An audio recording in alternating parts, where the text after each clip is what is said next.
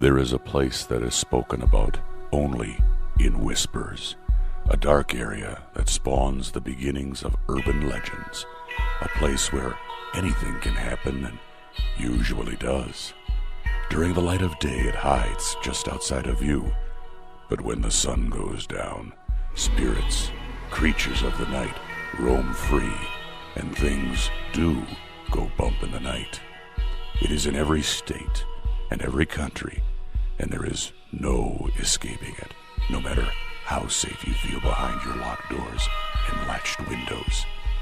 So we invite you to turn down the lights and turn up your radio while we join Dave Schrader and Tim Dennis, your hosts, on a journey into the darkness on the edge of town.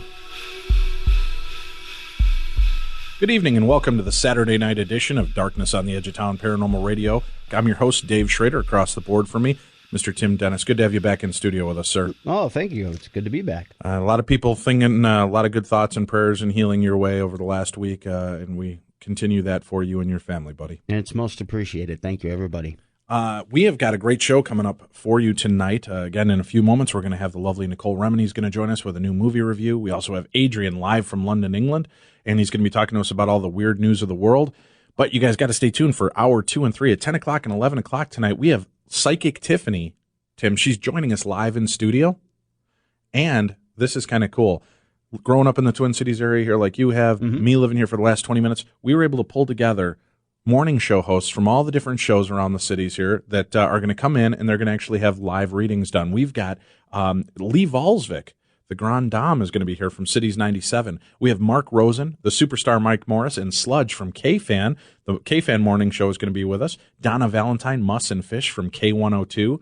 Jordan from the Chris Baker Morning Show on K-Talk will be here with us. We also have Steve-O, Lena, and Dave Ryan from Dave Ryan in the Morning Show on KDWB are going to be in studio. It's kind of like an amalgam of a We Are the World of the paranormal. Aww. Isn't that sweet? We're all coming together for one common cause for ratings for Darkness Radio. Is that right? Are we going to sing? No, we're not going to sing because I like my listeners too much.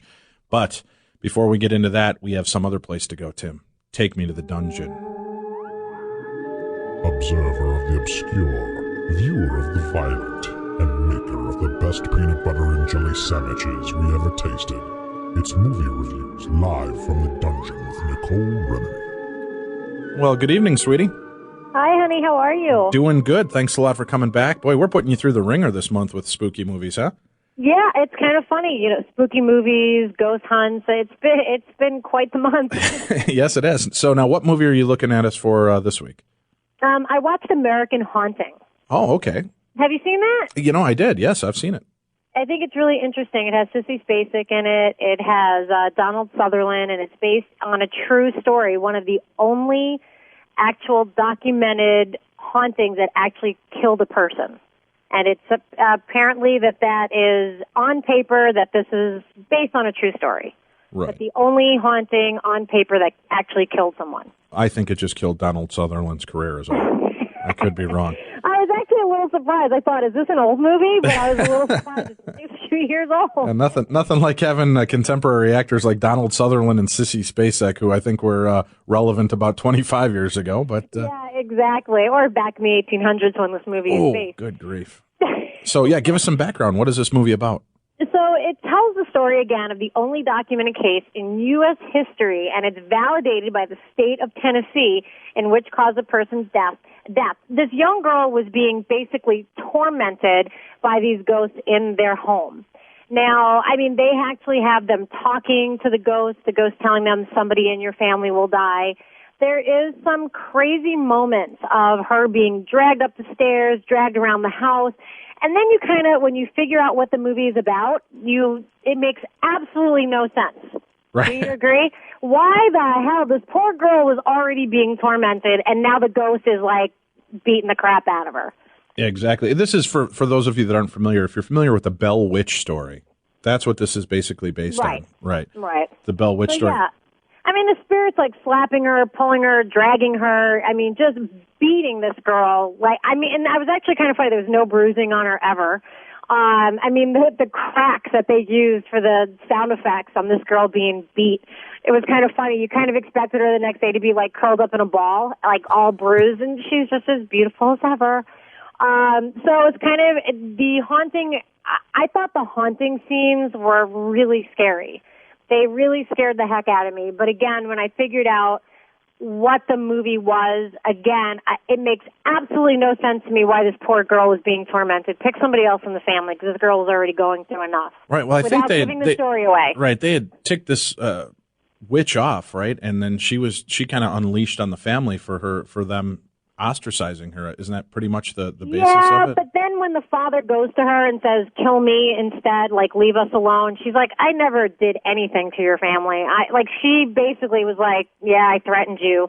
She told him, I did nothing to your family. I put no voodoo on you. Right, and that's what I like. Now, that is where I would then answer you on the whole idea of why wasn't the girl bruising, because there's so much of what we believe in the paranormal field is psychosomatic.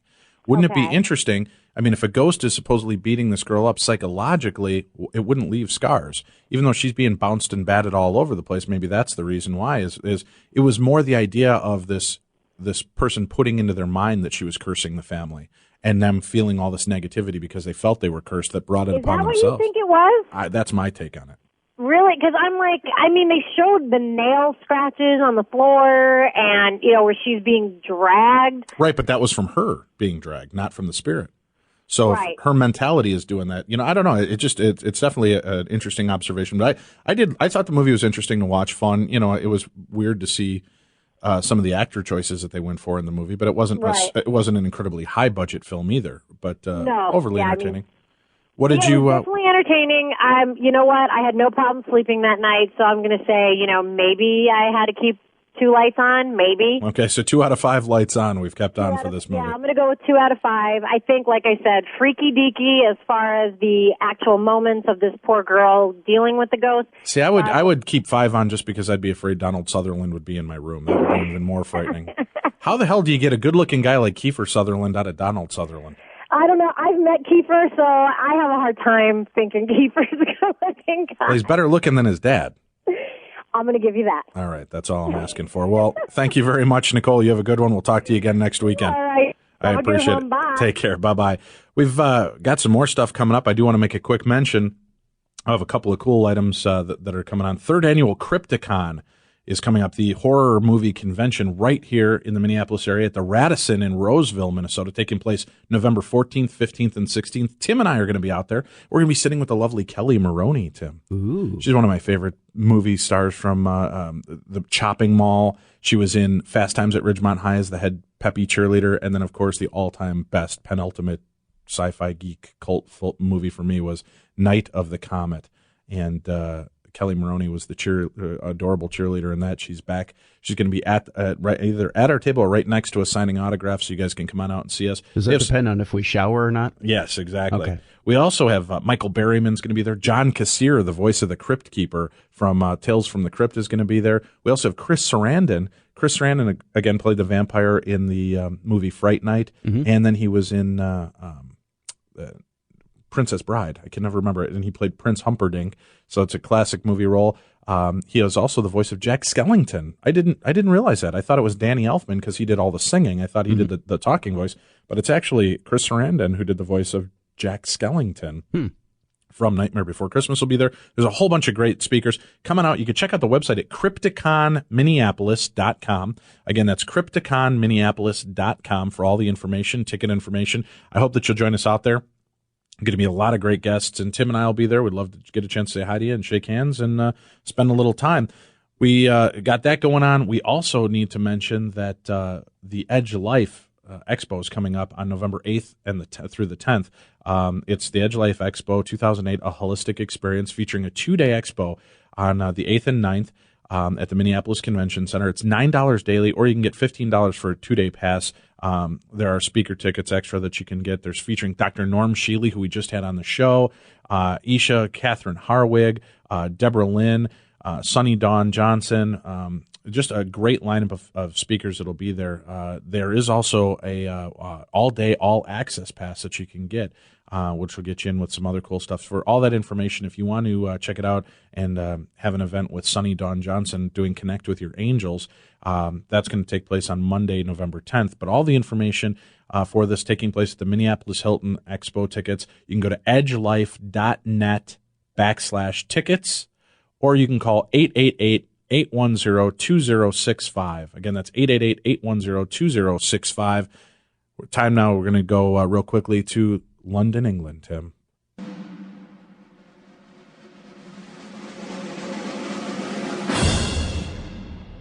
Yo, Adrian! Now, with all the weird news from around the world, it's time for the Supernatural Stories of the Strange, International Edition. Live from London, International News Correspondent Adrian Lee. Well, good evening, Mr. Lee, or good morning to you, I guess, over in England. How are you today? I'm very well. Hello, America. Hi, Dave. How's things? Doing well, thank you very much, and appreciate, again, shaking you out of bed in the middle of the night here to come share the strange news of the world. Where are we off to first tonight, Mr. Lee? Well, before we start, I have to share with you a very strange thing that happened to me this evening as I was driving home. I was along the freeway, and we have a charity event here once a year run by the BBC called Children in Need, and I actually witnessed Snow White and Cinderella hitching along the side of the freeway, which was very surreal. The problem with giving Cinderella a ride, of course, is that come 12 o'clock, your car could turn into a pumpkin, and then you'd be stuffed. But I just thought I'd share that with you. Very, very surreal incident that happened to me this evening. Very cool. It's been a whole week since we had a global drunk animal story, so to ease the pain of absence, I shall make a start in Hungary. A runaway chimp ran amok in Hungary this week and was eventually captured by fire officers who tried to get him drunk on beer. Johnny was one of two chimps who managed to escape when their cage door was left open. Then they attacked a 60-year-old woman who tried to stop them from escaping, then wrestled with members of the public who tried to grab them. Johnny accepted beer from the fireman and drank until he passed out. The other chimp was caught after running into a glass door. I mean, this raises one question in my mind. Do Hungarian firemen make a habit of arriving to an emergency fully stocked with beer? I mean, would you want to jump from a burning Budapest block of flats knowing the fireman holding the blanket below can actually see double and two of you jump in? I mean, I'm no mathematician there, but that's 50% success rate, and those aren't good odds, are they, really? But again, you got to also look at it this way. If they see double, then that means that their tarp is big enough to catch both of you, so that at least you know it can sustain your weight. Again, Dave, I've just not thought it through, have I? You always spot the floor there. I am looking for the silver lining on all these stories. Adrian, we're going to take a quick break. We'll come right back with more of your strange news of the world and more drunk monkeys right after this. You're listening to Darkness Radio. Welcome back to the Darkness on the Edge of Town Paranormal Radio Show. I'm your host, Dave Schrader. Sitting across the boards from me, Mr. Timothy Dennis. You guys got to stay tuned with us. Second hour at 10 o'clock, we've got the lovely psychic Tiffany coming live in studio. She's going to be doing readings tonight, but she's going to be doing readings for a bunch of the morning show hosts from all around the cities. We've got people from Cities 97, K102 Morning Show, K-Fan Morning Show, KDWB, and from the Chris Baker Morning Show right here on K-Talk. So you're going to want to check that out. It's a lot of fun. These guys are ready to make connections with the other side, and hopefully we're going to get a couple of holy cow moments with these people and have a good time. So stay tuned for that. We're going to be checking that out. I also want to make a quick mention. I've been mentioning I was going to be out at the Mentonian in Alabama on my birthday. Unfortunately, that was canceled. They had some issues going on at the time, so a little conflict. We're going to reschedule that again. We are going to be picked up, though. I'm going to be out at the Seven Sisters Inn in Ocala, Florida, November 21st and 22nd. It's great. We're going to be out there with Patrick Burns from Haunting Evidence, Kristen Gartland from Ghost Hunters, Rob Demarest from Ghost Hunters International, and I'll be out there. You guys can get more information for the event and tickets to go out. This place is just crazy haunted. The people we're working with on this have told me and played some stuff. We're going to be talking to them tomorrow night, actually, on Sunday's show. We're going to have them tell us about their investigations they've done at Seven Sisters and share some of the evidence. And if you've watched Ghost Hunters, they did an episode there this year as well. So if you want more information, check out sevensistershaunt.com. Spell it out, 7, S-E-V-E-N, sistershaunt.com for all the information and how to get tickets. Join us. We're going to have a great time out there. Now we're going to go back to the international weird news of the world. Adrian, where are we off to next? Well, from Hungary, we swim enthusiastically to China. This story caught my eye this week. A Chinese firm has come up with a perfect solution for pet-loving families who don't have the space to keep animals, the fish tank toilet. Their website reads, the system may look like an aquatic torture chamber, but it is actually completely safe both for humans and fish. toilet has 3 separate tanks, one for water flowing in, one for water flowing out, and a third for the fish and underwater plants, ensuring that the fish always have enough water to swim in and are never sucked into the bowl. The firm behind the toilets say the idea for this is Chinese families seeking company for their only children, but without the room for a standalone fish tank or bigger pet. Now, correct me if I'm wrong, it may be a cultural thing here, but in Britain, we try and avoid company when visiting the toilet room. In fact, I'm under the impression that an audience would not help to facilitate the process in any way. I agree. It's the same over there. Yeah, I'm not real keen on that myself. Yeah, the whole having people in there checking out my fish while I'm going to the bathroom. And don't you usually face away from the tank? Yes, that's normally the scenario. I mean, I can't help but think this is an accident waiting to happen. I mean, you could be a Hungarian fireman after a long shift. You go to the restroom, the fish tank's just above the seat. I mean, I don't need to fill in the gaps, do I? Exactly. It's going to be a mess. That's all I know. Do pets and toilets mix at all? I mean, well, my dog thinks so. Really? Yeah, if you leave that lid open, man, he's in there drinking. I mean, there were times as a kid when I thought about going into the toilet after my dad as a canary, but I've no thoughts of going in with any other animal. Where are we off to next, Adrian? Okay, let's creep up to the paranormal from the tear-jerking image of a burning or burying a goldfish in a matchbox in your backyard to the real thing. Guests at a funeral of a 58-year-old Nicaraguan man got the shock of their lives when the apparently deceased man turned up at his own graveside. Cesar Aguilera was shocked when he returned to his house in Tipatipa, only to find people gathered around his own grave mourning his death. He had disappeared from his home to look after a rural property without telling his family, and then relatives went to a local morgue and mistook the corpse of a man who had been rumoured to be their loved one. Cesar Aguilera turned up at the funeral just as they were about to bury the wrong corpse, and one person screamed out, "Are you from this life or the other?" thinking he was actually a spirit. Now, there's several questions here. One, it doesn't mention who the actual corpse was that they were trying to bury. So somewhere someone's lost somebody, and there's a body there that needs to be taken care of. But, I'm thinking it might be quite a good idea to pretend to remain dead. I mean, there are several advantages here. No doubt. You could avoid paying tax. You could avoid paying your ex-wife. You've got the ability to remove yourself from tiresome family functions without recourse. Adrian can't be at the christening today. He's remaining dead for tax reasons. I mean, I don't know if you can think of any other reasons why it would be a good idea. No, you've sold me on it. I'm going to fake my death this weekend. Thank you. Not a problem. I'm all for it. All right, where are we off to next, sir? Well, from one burial to another. Archaeologists in Israel have unearthed an ancient grave of an elderly woman believed to have been a magical healer, which is over 12,000 years old, it was reported on Tuesday. The grave was found in a burial ground for at least 28 people in a small cave in the lower Galilee region of present-day Israel. It dates back several thousand years, obviously 12,000 years, and it was the first society to adopt a sedentary lifestyle. At the time of burial, more than 10 large stones were placed directly on her head, pelvis and arms of the woman, whose body was laid on its side. The legs were spread apart and folded inward at the knee. This special treatment of the body and use of the stones to keep it in a certain position suggests the woman held a unique position within the community. It is likely she was viewed as a magical healer or witch doctor. An archaeologist from the Hebrew University of Jerusalem has said it seems that the woman in the Natufian burial was perceived as being in a close relationship with these animal spirits. The Israeli team, led by Lior Grossman, found the human bones in a small cave in the Galilee region of present-day Israel, and the grave also contained 50 tortoise shells, the body parts from animals, including a wild boar, an eagle, a cow, a leopard, and a marten. And the burial of the woman is unlikely any burial found in the Natufian or the preceding Paleolithic period. So this obviously dates back several thousand years there. We argue that this burial is consistent with expectations for a shaman's grave. So that was quite an interesting find archaeologically on Tuesday there, that they actually found a burial of a believed witch doctor there from that long ago in Israel. Unbelievable.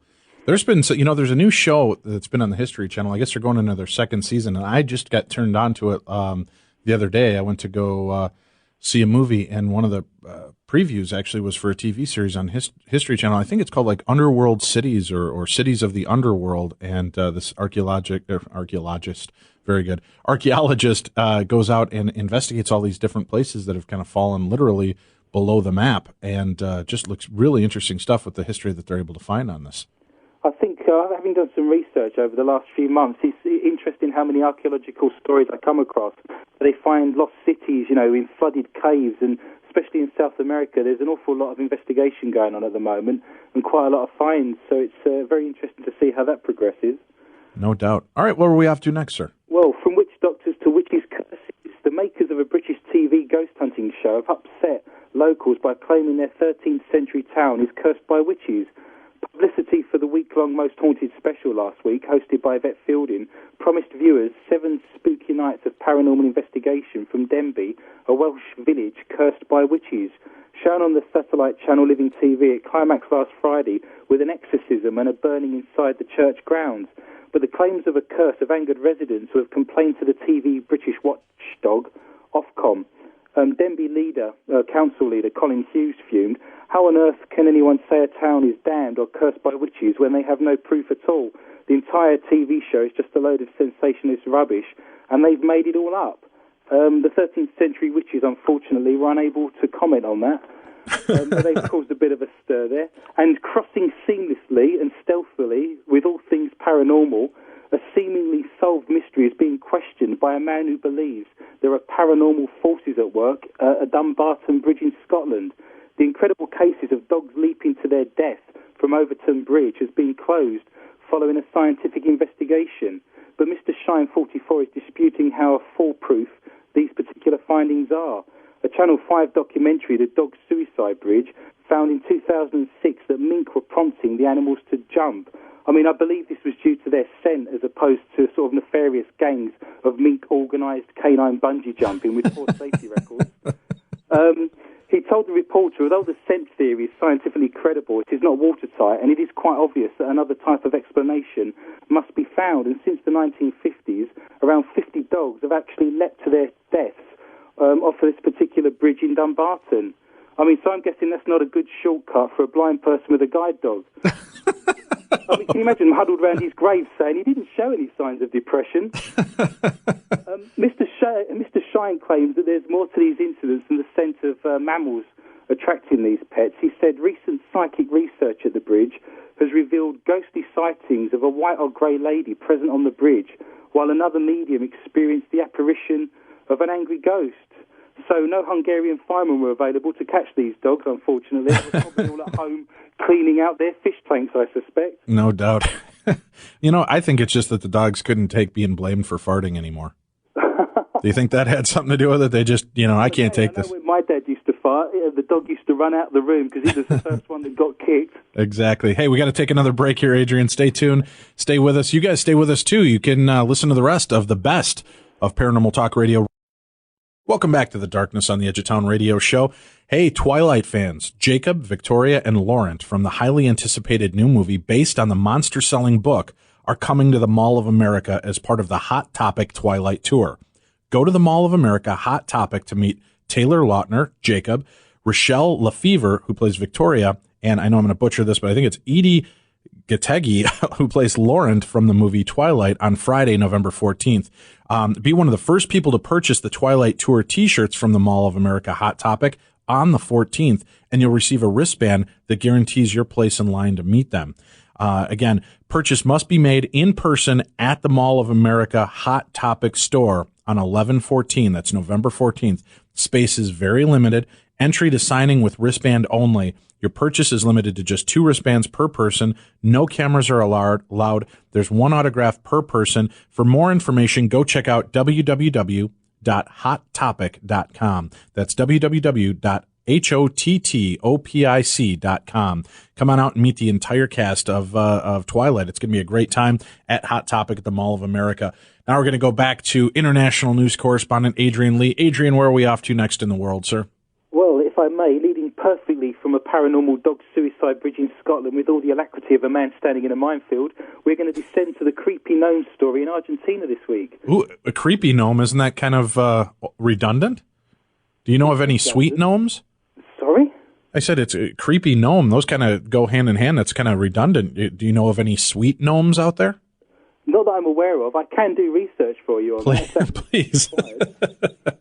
I mean, I don't know South America that well, to be honest. Maybe there are a few sweet gnomes. We're just not familiar with them. Is that the deal? Well, anything's a possibility. already at this stage in the evening. So what's up with the creepy For me, gnome? At 4 o'clock. Yeah, exactly. What's the creepy gnome story here now? Well, a new sighting of South America's creepy gnome has caused panic among locals after a group of youngsters claimed a midget monster ran towards them at night. The teens who recorded the footage of the freaky being on their mobile phone said they are now too terrified to go out at night.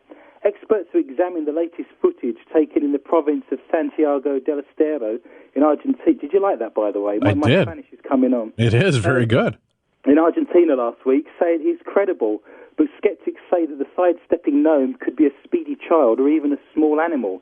Last week's footage was taken by one Carlos Rodan and his brother Javier and 5 friends who were larking around by a water fountain. One who actually filmed the creature referred to it as something that looked like a dwarf, he said. It was walking sideways and was wearing very dark clothes, and it was impossible to see its face because its face was covered in shadows. One of the lads, who was aged between 15 and 22 yesterday, told Argentinian reporters, that's good reporting, by the way, isn't it, aged between 15 and 22? Yeah, exactly. That's narrowing it down. And have we checked out? It's illegal right there. Is there any chance that maybe these are just drunk monkeys from Hungary making their way over? With the ability to swim vast distances Well, or why? navigate. They got to work out that alcohol system somehow. Can you imagine? That's a rough night out for a monkey. When you think, God, we had a good night out last night, and you wake up in Buenos Aires. Yes, not a bad deal. Lamppost. The kids were saying they were messing about singing and dancing, and they heard a loud rustling noise coming from behind them, and they said this teeny thing started running down the avenue, and basically it had a pointy hat on and dark clothes, and it was a person of incredibly low stature. And he said, when we filmed it, we got scared and ran off. He said this little thing was barking like a dog. It was running sideways on 2 legs, and it headed off towards the football stadium. One added that we stopped for a while around a block away from where we saw it. Then we returned and picked up the pieces of clothing that we had left behind. I mean, they all fled in panic and left their bikes and clothing behind. And photographic expert Aldegonza Alvarez of University Nacional de Santiago de Estero yesterday said the video footage actually seemed credible, and he said we could be looking at another gnome sighting. The original video of a creepy gnome recorded in Argentina last March actually caused millions to be stunned around the world, and it sparked hundreds coming forward to report similar sightings, while the town's mayor and police chief admitted that they had known about the creepy gnome's existence for about 20 years. They said, this is no joke. The kids said, this is no joke. We're still afraid to go out. And just like everyone else in the neighbourhood now, we're scared. And one of the kids had to be taken to hospital. They were in such a state of panic. But if you go onto the websites there and you actually go onto YouTube and you type in the Argentinian scary gnome, you'll actually see this footage. And the kids are messing around and dancing about. And you see this little figure appear in the undergrowth, run across the road and come towards them. And it's literally a couple of foot high with a pointed hat on, and it actually looks like a proper gnome. I mean, latest theories suggest he may have been looking for his fishing rod, but I'm not so sure about that. and if police are scouring the area looking for him, may I suggest they look for a large toadstool, perhaps with white spots on? That might be the way. That'd be the getaway vehicle of choice. Is that what you're saying? It would. I wonder if we could actually get this on the website. Definitely, yeah. We'll have Mike or Delia put that link up that I'm trying to send over to him right now. So we'll get that up on the website for our viewers to check out Creepy Gnome. I would like to thank all the listeners as well who have actually emailed me to tell me they do actually know who Han Solo is, and it's actually reinforced my faith in human nature that there are teenagers out there who are actually aware of his existence and know what he looks like. Yes, there will. As long as there are nerd parents, there will always be nerd children that know who all of the Star Trek and Star Wars characters are. Well, it gives me a warm glow to think of that. This is a very weird story now. We're going up to Sweden, and I'll read this to you, but this is very surreal indeed. A Swedish man has discovered a time travel portal under his kitchen sink and has actually told his story for the first time this week. You did hear that right, by the way. He is a time-travelling Swede who goes into this via his sink. He recounted that it all happened on the afternoon of the 30th of August, and it was a beautiful day, and I was on my way home from my job, and when I got home, I found water on the kitchen floor. Somehow there was a leak, so I got my tools and opened up the doors to the sink and started to work. And then when I reached in to examine the pipes, they seemed to be further away than I remembered, so I had to crawl inside the cabinet. As I did so, I discovered that it just continued, so I kept crawling further and further into the cabinet, and in the end of the tunnel, I actually saw a light. He says, and when I got there, he says, I met myself as a 72-year-old. The year was 2042, and he said he did a lot of tests to see if it was really him. And the strange thing was that when he asked questions to this person that he believed to be him in old age, he knew everything about him. He said he knew where I hid my stuff when I was in first grade. He knew what the score was in football matches that I'd been involved in the summer of 1988. He said he knew it all. He said we even had the same tattoo, although his was a little faded. And he actually told him stuff that was going to happen to him in the future, but he didn't want to give too much away. The Swede actually said he promised not to tell anyone, and he'd been sitting on this for a couple of months unsure what to do. And he said he made a film with his mobile phone, but unfortunately the quality is not the best. But he says it's all that I've got. And he says, I actually don't care if people think I'm a liar. I know I'm not, he said, and I met myself in the future, and I was fine. He said, that's all I know. But it did happen to me, and it's probably happened to other people as well. So he wanted people to contact him. So, I mean, it's unclear at this stage whether he stumbled across a lion and a witch on his journey, by any chance. Right, exactly. The lion, the witch, and the under-sink plumbing. Is that the sequel? Yeah, so time travel via the vehicle of a Swedish sink unit seems possible. So two questions present themselves. You know, would it be fair to say that we'll never, ever build a time machine because we'd actually come back and have told ourselves about it by now? Exactly. That's the first thing that keeps us awake at night. And secondly, yeah, will sales in IKEA rise as member of the public strive to see if the Vikings will ever win the Super Bowl? Ouch. That is just painful, Adrian. Why would you go after the Minnesota Vikings like that? Are they some kind of team out there? I wasn't. No, they're not. They're not much of one right now, unfortunately. I mean, do those sort of questions keep you awake at night? I mean, would you have trouble sleeping thinking about things like that? I do already. I'm just curious if his future self already knew that he was going to be crawling out of the sink at that time, since he'd already experienced it when he was younger. Oh, you want me to answer this, do you? In the morning. Yeah, exactly. Well, no, but maybe, I don't know if you have a way to dig up names. I'd love to see if we could try to get this time-traveling plumber on our show and see if we could find out a little bit more of his story. Strangely enough, he doesn't give his name, but I'm sure I can look into it. I've got the name of the reporter. I mean, things that keep me awake at night. Where do flies go in winter? That's a perennial problem. Well, why do we have that furry material on the top of toilet seats? What purpose does that serve? And also, why does my cat smell of popcorn? That's something that keeps me awake at night as well. Well, I can answer that question, but we're going to have to do it off air, and I think it's going to be a little bit more embarrassing than you want to admit right now, sir. We have about a minute and a half before we take the next break. Where are we off to next? Well, very quickly, I want to start bringing in some UFO stories, because this is huge in Britain at the moment. It's fever pitch over here. I think they're perhaps all after our fish and chips, but UFO enthusiasts are watching the skies again, because over London last week, a huge pink cloud appeared very bizarrely in the sky. People took photographs of it with their mobile phones. It was captured on film. And the Met Office, the weather reporting station in Britain, has suggested this phenomenon is simply due to the lights of the city reflected in the clouds. But some are saying it was extraterrestrial portal. Others believe it was a light ship. And there are, again, photographs of this we can put on the website. But there's some really nice shots of London with Westminster Bridge and the Big Ben and everything. And you've got this really bizarre pink kind of blurry shape appearing in the sky. So whatever the explanation, it's certainly the case that UFO sightings and... Well, it's pretty obvious to me. It's an alien that sells Mary Kay Cosmetics. Because here in the United States, they're given a pink car, so it would only make sense. Are we in agreement, Tim, that it would probably be a Mary Kay executive in a UFO? I agree. I think they're selling like you wouldn't believe out in outer space. Yeah. The coverall is just huge in outer space. Adrian... It makes me speechless. I mean, this is obviously, again, another area I've failed in my duties and not researched UFO cosmetics appearing over Britain. I mean, I can only chastise myself for not doing proper research. That's okay, Adrian. You're still learning the whole reporting role. We forgive you. We're going to take our break. We'll be back with our last segment with Adrian Lee. You're listening to Darkness Radio. Welcome back to Darkness Radio. It's our last segment with international news correspondent Adrian Lee. Adrian, I got to ask you, when we wake up in the middle of the night, you read these stories to us. Do you ever have trouble going back to sleep? And when you do, are you having dreams of drunk monkeys sitting on fish tank toilets?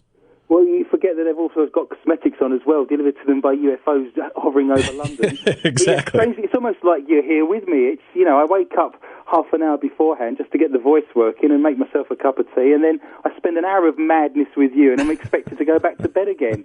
I'm kind of dipping in and out of the surrealism. Do you really? Does it ever affect your sleep? I mean, in the sense that when you do sleep, do you dream about the weird stuff that you just get done talking to us about? To be honest, you deprived me of so much sleep over the weekend that there could be a full-on thermonuclear war, and I'd be still asleep in the rubble while other people are walking around with their skin hanging off. See, we're doing you a favor at least. Where are we off to next in the world, Mr. Lee?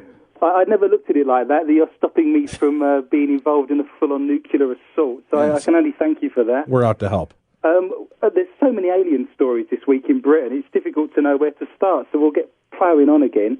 Aliens are actually being blamed for a massive power cut which affected more than 14,000 people in Chorley in England this week. Thousands of homes and businesses across the borough were left in semi-darkness when 2 primary substations lost power for several minutes. John Soiree of Greenside was travelling along Runshaw Lane in his car at the time of the blackout and says he saw 2 strange objects flying across the sky. He said there were 2 UFOs. The main one was a huge bright cross which shone with the brilliance of a silver colour, although his wife thought it was more of a gold colour. So even when there's 2 people sat next to each other in the car, they can still argue over the colour. But I guess that's what being married is all about. Exactly. There was also a small globe or circular object close to it, composed of the same uncanny brilliance. Both were static in the daylight sky and both disappeared at exactly the same moment. I am aware that the electrical power cuts have been associated with the UFO activity in the past, he said. He added the cross was very big and very imposing and altogether weird-looking. It didn't last very long, perhaps a few seconds before it went out, but it was long enough for us to realise that we were seeing something that was quite alien to the sky, and it certainly wasn't any space debris or anything like that. United Utilities confirmed the power cut, but said they did not detect any signs of extraterrestrial involvement. A company spokesman said there was a fault on a cable in a substation, and there can be a number of reasons for such a fault, but we didn't find any aliens, and we have never had any reports of faults being caused by unidentified flying objects. A spokesperson for the Ministry of Defence said no reports of aliens or UFO sightings have come across their desk, but they will be sure that they will keep a lookout in the future. I mean, no one has yet considered that a power drain could be caused by the increasing people across Chorley trying to power up Swedish sink units. So that's obviously a possibility. Moving on swiftly, on Thursday, a newspaper reported, reported on a photograph taken that appears to show a red beam of light shooting to the ground from what is believed to be a UFO. And again, I'll give you the link for this. So if people go onto the Darkness Radio website and go onto the news section, they can actually see this footage. Yeah, now I've watched this footage. This is really bizarre. And this was taken with, what, a cell phone video camera? Yeah, it was a cell phone video camera. The paper was handed this dramatic footage of this mysterious craft, and it was hovering over Bristol, which is in the West Country of England. Shelley Williams, 20, and her mum Betty, who's 53, filmed it on their mobile phones. And when they zoomed in, they also caught a red and white vertical beam, which was not visible to the naked eye. So interesting for me that with the naked eye, they couldn't see these beams hitting the ground. But on the phone, it's actually picked this up. And on the footage, care worker Shelley, who watched from outside her home in nearby Hartcliffe, said it was bizarre and it was actually quite frightening. Betty said through binoculars, you could see the clusters of lights. They seemed to form a circle and were attached to something, and it really freaked them out. Neighbour Tony Jeffries said he'd seen the lights on and off for 2 weeks previously, and in daylight yesterday, Shelley and Betty actually pinpointed the lights as being close to a radio mast on a place called Dundry Hill. Air traffic control at Bristol International Airport said they'd had no reports of any craft in that area at that time. So quite a surreal story there, and again, if people want to see that footage, if we put that available to them on the website, but again, quite eerie, and again, a whole week of activity in Britain of UFOs there. Quite bizarre. Wow, that is bizarre. And I'll have you know that I'm looking right now at the video of the gnome sighting in Argentina. Yeah. That is weird stuff, man. Isn't it strange? I mean, you know, it's difficult to think that it was faked in any way because, you know, where would you get a barking 2-foot-high midget that runs sideways in a costume? You know, you can see that the kids are actually... if only I had a dime for every time that happened to me, Adrian. Well, you'd have 2 dimes. Exactly. I've got 6 creepy little gnomes at home that are always dancing around getting into stuff. and they often bark, do they? Yes, they do. All right, where are we off to next? Well, all I can say is you should have saved up and got yourself a television. Okay. A couple of months ago, I mentioned a story about a Brit called Gary McKinnon. I don't know if you remember. He was the guy who hacked into all of your government and national computers to try and find if there was any hidden evidence of UFO cover-ups. Well, this week, UK MPs are calling for this hacker, Gary McKinnon, to serve any sentence he receives in a British jail. McKinnon faces extradition to the US for breaking into all the military networks, and this happened between February 2001 and March 2002, and he trespassed on networks owned by NASA, the US Army, Navy, Air Force and Department of Defence, all from the comfort of his own bedroom in North London, I hasten to add. If tried and convicted in the US court, Mr. McKinnon could face decades of jail time and millions of dollars in fines.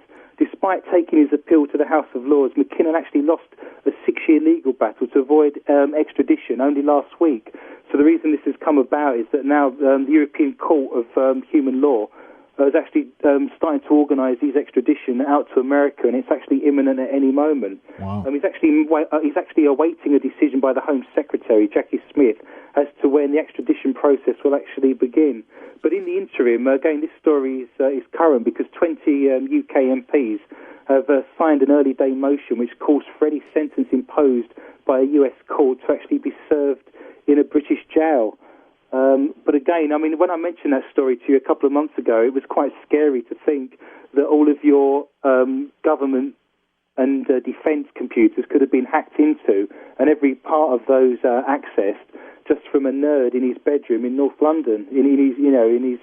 Yeah, that's frightening stuff. That some hacker from out there can just get into the computers and start whacking away and finding all the information he needs. I mean, the guy. One of the reasons he didn't want to be extradited is he does claim to have Asperger's syndrome, and he does say that he spent all his life just sat there typing away on his computer or in his kind of frenzied state. But I'm thinking you should be thanking the guy. You know, never mind about bringing him over and jailing him for 60 years and finding him a couple of £1 million, which he obviously hasn't got. You know, if NASA and your defence systems have now got in place barriers to stop people from doing that on what he actually did, which in effect was fairly harmless, you know, the guy should be shaken by the hand, I suspect. No doubt. Well, I bet he ends up with some kind of governmental contract to lower his deal. That they'll probably end up having him try to hack other sources and tell them how he hacks them, and if he's able to do it, so that they can build firewalls to protect that. Yeah, I mean, I don't know how flexible your government is on things like that. Tim and I will make a few calls. We'll talk on his behalf. The Darkness Radio agenda. I know. Was there an election this week, by the way? I did catch one or two bits on the radio and the TV over here in Britain. Yes, we just elected a brand new American Idol and a So You Think You Can Dance champion. Well, you mean presidential? Yes, we have a new president, the youngest and the first American or African American president for the United States. So it's going to be an interesting transition, and we wish much success and luck to our new president, and hope that he can lead our country in a way that we need to be led, and leaves personal agendas aside and does the work for our country. Yes, he was mentioned one or two times on the news a couple times, the last few days over here in Britain. In fact, incessantly. In fact, probably more coverage than their own government actually gets in many ways. No doubt. Well, Adrian, thanks a lot for spending time with us again tonight. We'll talk to you again next week. It's a pleasure as always, sir. Let's hope we have a bumper week like we did this week. That was quite phenomenal, all those stories there. No problem, buddy. Thanks a lot, and take care. Hey, everybody. Attention, Twilight fans. Jacob, Victoria, and Laurent from the highly anticipated new movie based on the monster-selling book are coming to the Mall of America as part of the Hot Topic Twilight Tour. You can go to the Mall of America. You can meet the actors Taylor Lautner, Rochelle Lefevre, and Edie Gatherigy, I believe. I'm sorry if I'm butchering the name. They will be there from the movie Twilight on Friday, November 14th. If you're one of the first people to purchase the Twilight Tour t-shirt from the Mall of America Hot Topic on the 14th, you'll receive a wristband that guarantees you your place in line to meet them. Purchase must be made in person at the Mall of America Hot Topic store on November 14th. Space is very limited. Entry to signing with wristband only. Purchase limited to 2 wristbands per person. No cameras allowed. 1 autograph per person. For more information, check out www.hottopic.com. Again, that's www.hottopic.com. Stay tuned. We got Psychic Tiffany in studio and a bunch of your favorite morning show speakers coming up next, right here on Darkness Radio.